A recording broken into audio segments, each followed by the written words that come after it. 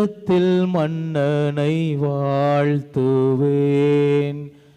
இன்பத்தின் ஊற்று இயேசுவே, இன்பத்தில் வாழ்ந்து மகிழ்ந்திடுவேன். அன்புக்கு பாடல் பாடுவேன், நெஞ்சத்தில் மன்னனை வாழ்த்துவேன். இயேசுவில் பிரியமுள்ள ஆரோக்கிய அன்னையினுடைய அன்பு பக்தர்களே, தவக்காலத்தினுடைய இறுதி நாட்களிலே உச்சக்கட்டத்திலே நாம் அடியெடுத்து வைத்திருக்கின்றோம். 40 நாட்களும் பல்வேறு விதமான தவ முயற்சிகள், அதிகமான நேரங்களை ஜெபத்தில் செலவழித்திருக்கின்றோம், தவங்களை மேற்கொண்டிருக்கின்றோம், தானங்களை எல்லாம் செய்து ஆண்டவருடைய உயிர்ப்பு பெருவிழாவை அர்த்தமுள்ள விதத்திலே கொண்டாடுவதற்காக நம்மையே நாம் தயார் செய்து கொண்டிருக்கின்றோம். எனவே தாய் திரு அவை மீண்டும் ஒரு முறை நமக்கு இந்த புனித வாரத்தை கொடுத்திருக்கின்றது. மனம் திரும்பி ஆண்டவரிடத்திலே வருவதற்கு தாய் திரு அவை இந்த புனித வாரத்தை நமக்கு தந்திருக்கின்றது. ஆண்டவருடைய பாடுகள் மரணத்தை பற்றி தியானிப்பதற்காக, சிந்திப்பதற்காக இந்த புனித வாரத்திலே நாம் அடியெடுத்து வைத்திருக்கின்றோம். அன்புக்குரியவர்களே, ஆண்டவர் இந்த உலகை மீட்பதற்காக வந்திருக்கின்றார். அவருக்கென்று ஒரு மிகப்பெரிய மாபெரும் பணி ஒன்று இருக்கின்றது. என்ன அந்த பணி? நாம் அனைவரும் மீட்பு அடைய வேண்டும். நாம் அனைவரும் பழைய பாவ வாழ்க்கையை விட்டுவிட்டு புதிய வாழ்வை பெற்றுக்கொள்ள வேண்டும்.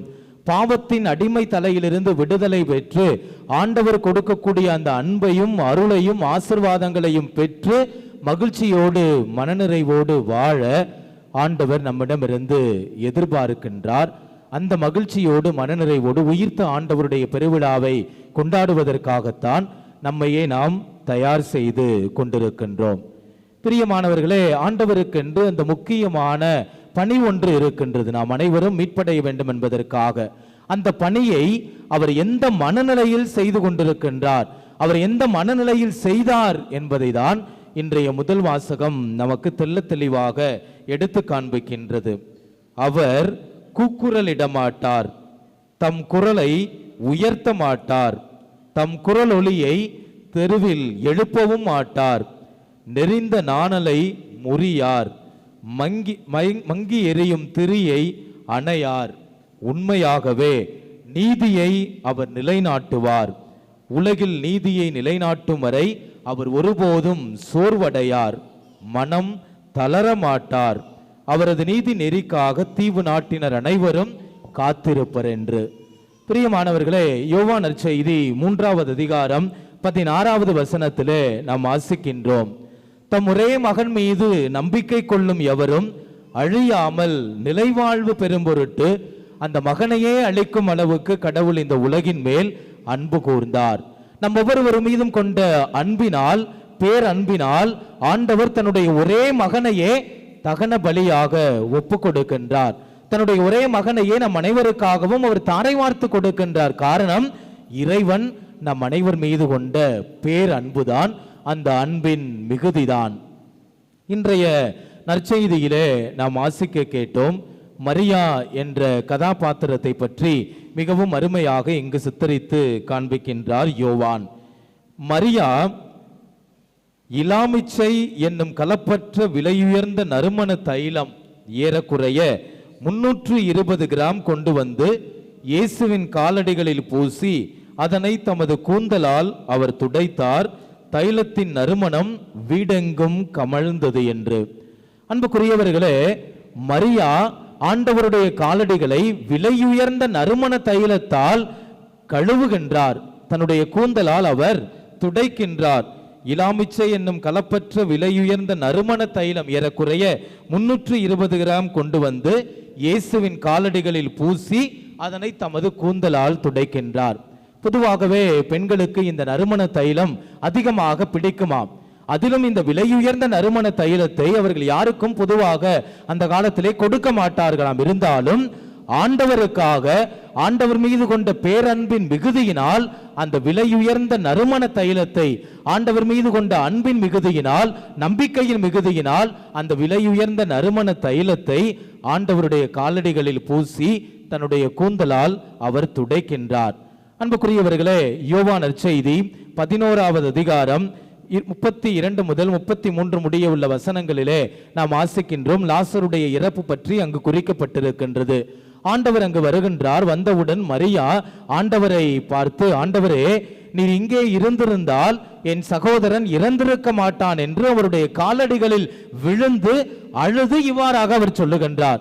ஆண்டவரும் மரியா அழுவதை பார்த்து, இங்கிருந்த யூதர்கள் அழுவதை பார்த்து அவரும் மனம் கலங்குகின்றார். காரணம், மரியா ஆண்டவர் மீது வைத்திருந்த அளவுக்கு அதிகமான அன்பு, இறைவன் மீது வைத்திருந்த அந்த அளவுக்கு அதிகமான நம்பிக்கை தான் இவ்வாறாக ஆண்டவரை கண்கலங்க வைத்தது. பிரியமானவர்களே, மரியா இந்த விலையுயர்ந்த நறுமண தைலத்தை ஆண்டவர் இயேசுவினுடைய காலடிகளில் பூசுகின்றார். இந்த விலையுயர்ந்த நறுமண தைலம் என்பது ஒரு ஆண்டு முழுவதும் அவர்கள் வேலை பார்த்து சம்பாதித்த அந்த கூலியினுடைய பரிசாகத்தான் இந்த விலையுயர்ந்த நறுமண தைலம் இருக்க முடியும். அப்படிப்பட்ட இந்த விலையுயர்ந்த நறுமண தைலத்தை ஆண்டவருக்கு அவர் கொடுக்கின்றார் என்றார், அவருடைய காலடிகளிலே அவர் பூசுகின்றார் என்றார்.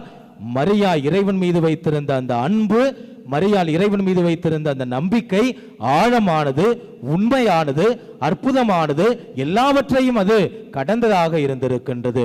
இணைச்சட்ட புத்தகம் 6வது அதிகாரம் 5வது வசனத்திலே நாம் இவ்வாறாக வாசிக்கின்றோம்.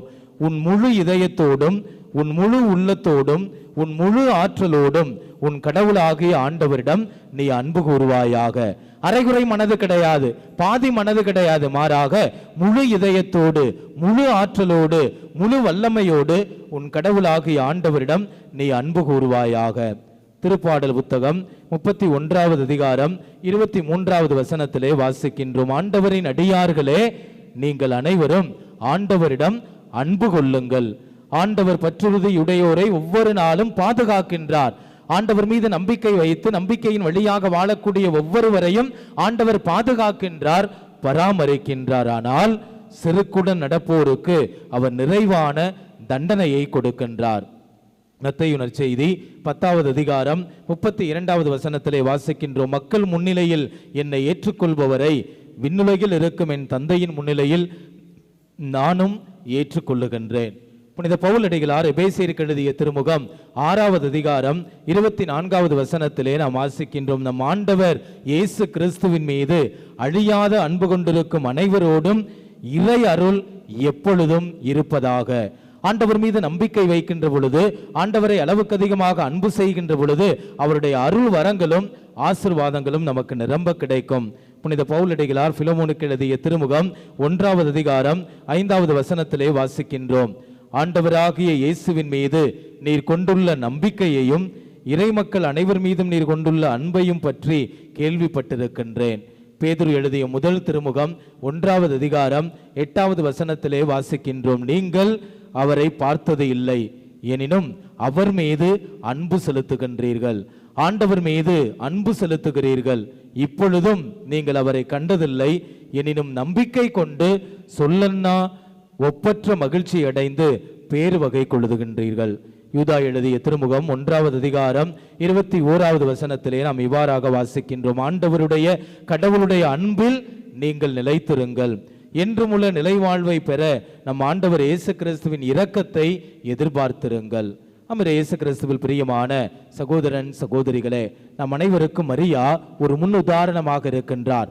ஆண்டவர் மீது வைத்த அன்பின் மிகுதியினால், நம்பிக்கையின் மிகுதியினால் அந்த விலையுயர்ந்த நறுமண தைலத்தை அவருடைய காலடிகளில் பூசி அவருடைய கூந்தலால் அவர் துடைக்கின்றார். காரணம், அவர் மீது கொண்ட அளவுக்கு அதிகமான அன்புதான்.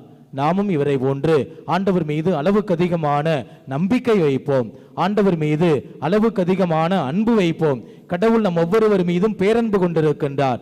எசாயா இறைவாக்கினர் புத்தகம் 54வது அதிகாரத்திலே நாம் வாசிக்கின்றோம். மலைகள் நிலைசாயினும் குன்றுகள் இடம்பெயரினும் நான் உன்மீது கொண்ட பேரன்போ ஒருபோதும் நிலை சாயாது என்று. ஆண்டவருடைய அன்பை முழுவதுமாக உணர்ந்து கொண்டிருக்கக்கூடிய நாம் ஆண்டவருடைய அத்தகைய அன்பை நாம் சுவைக்க வேண்டும். சுவைப்பதோடு மட்டுமல்லாமல் ஒருவர் மற்றவரை இறைவனை அன்பு செய்ய வேண்டும். அதே போன்று ஒருவர் மற்றவரை அளவுக்கு அதிகமாக அன்பு செய்து ஆண்டவருடைய அன்பின் பிள்ளைகளாக வாழ வர வேண்டி தொடர்ந்து இந்த திருப்பலியிலே மன்றாடுவோம். இதுவே தகுந்த காலம், இன்றே மீட்பு நாள். ஆமென்.